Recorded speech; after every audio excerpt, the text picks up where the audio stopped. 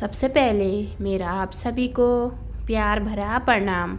मैं मधु जोशी स्वागत करती हूँ आपका अपने YouTube चैनल मधु गढ़वाली 121 पे। तो आज की वीडियो में मैं आपको कार्तिक मास महात्म्य का 11वां अध्याय सुनाऊंगी। आप भी मेरे साथ कार्तिक मास महात्म्य का 11वां अध्याय ध्यानपूर्वक और पूरा जरूर सुनिएगा।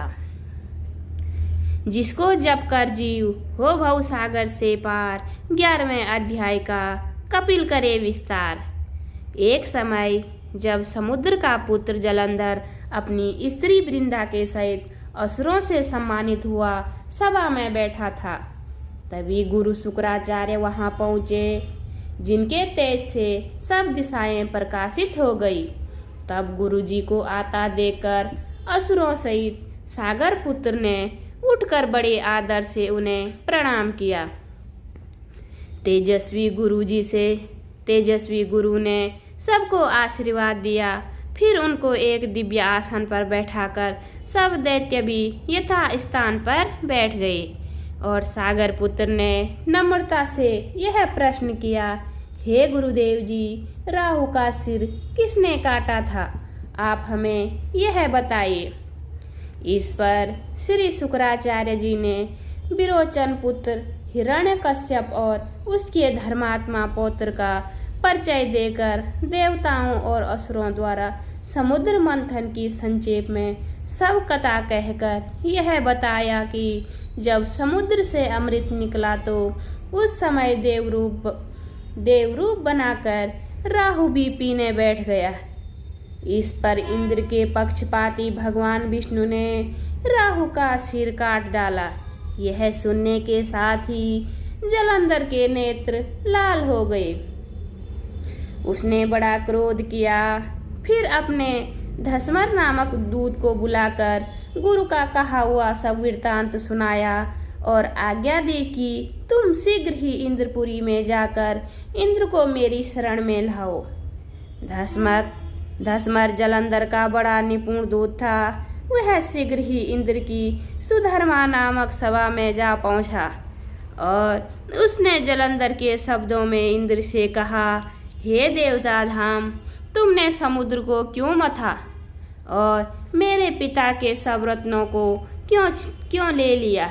ऐसा करके तुमने अच्छा नहीं किया। यदि तू अपना भला चाहता है तो उन सब रत्नों सहित देवताओं के साथ मेरी शरण आ, अन्यथा हे सुराधम, मैं सत्य कहता हूँ तू तेरा राज्य ध्वंस कर दूंगा। इंद्र यह सुनकर बहुत विस्मित हुआ और कहने लगा, पहले सागर ने मेरे भय से सब पर्वतों को अपनी कुक्षी में क्यों स्थान दिया और मेरे शत्रु दैत्यों की क्यों रक्षा की? इसी कारण से मैंने उनके सब रत्न हरण किए हैं। मैं सत्य कहता हूँ कि मेरा द्रोही सुखी नहीं रह सकता। इंद्र की बात सुनकर वह दूत शीघ्र ही जलंधर के पास आया और सब बातें उसे कह सुनाई, जिन्हें सुनते ही वह दैत्य क्रोध के मारे अपने ओठों को काटने लगा और देवताओं को जीतने के लिए उसने उद्योग आरंभ किया। फिर तो सब दिशाओं तथा पातालों से करोड़ों दैत्य उसके पास पहुंच गए। शुभ निशुंभ सेनापतियों को साथ लेकर जलंधर इंद्र से युद्ध करने लगा। शीघ्र ही उसने इंद्र के नंदनवन में अपनी विशाल सेना उतार दी। वीरों की शंख ध्वनि और घोर गर्जन से इंद्रपुरी गूंज उठी। अमरावती छोड़ देवता उनसे युद्ध करने चले। भयानक मार काट हुई। दोनों पक्षों के आचार्य अपने अपने मृतकों को जलाने लगे। असुरों के आचार्य गुरु शुक्र अपनी मृत संजीवनी विद्या से और देवगुरु बृहस्पति द्रोणागिरी से औषधियां लाकर मृतकों को जलाते रहे। इस पर जलंधर ने अपने गुरु शुक्राचार्य जी से क्रोध होकर कहा, मेरे हाथ से मरे हुए देवता जी कैसे जीते हैं?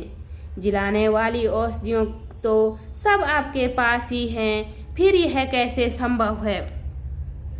इस पर श्री शुक्राचार्य जी ने गुरुदेव श्री बृहस्पति जी द्वारा द्रोणागिरी से औषधि लाकर देवताओं को जिलाने की बात बताई। यह सुनकर जलंधर और भी क्रोध हो गया।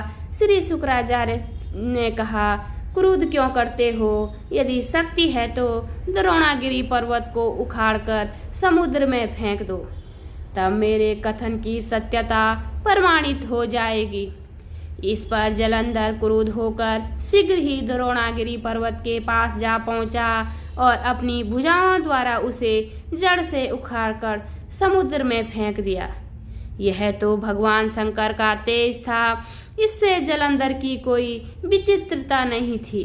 तत्पश्चात यह सागर पुत्र युद्ध भूमि में आकर बड़े वेग से देवताओं का संहार करने लगा।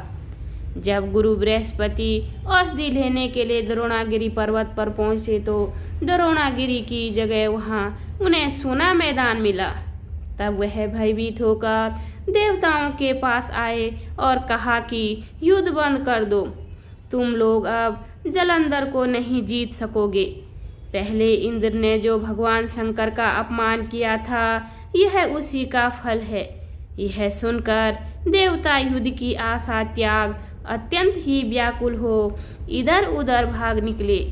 सिंधुसूत निर्भय होकर अमरावती में प्रविष्ट हो गया। इंद्र आदि सब देवताओं ने गुफाओं में शरण ले ली।